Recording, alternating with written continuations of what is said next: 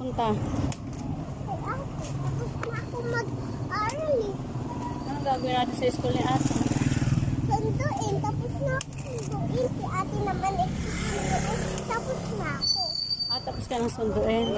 Dali-dali lang ang ano ko eh. Yung ano? Kaso ganito eh. Madali yung pasukan mo. Yes.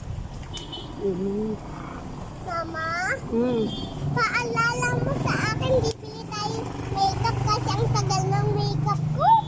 Traffic pa nga sa Shopee. Ha? Bakit ba? Hindi na dumating. Na-traffic din sa Shopee. Kaya matagal na dadating. Opo. Sino na bibili ng makeup mo? Ikaw. Oh? Ano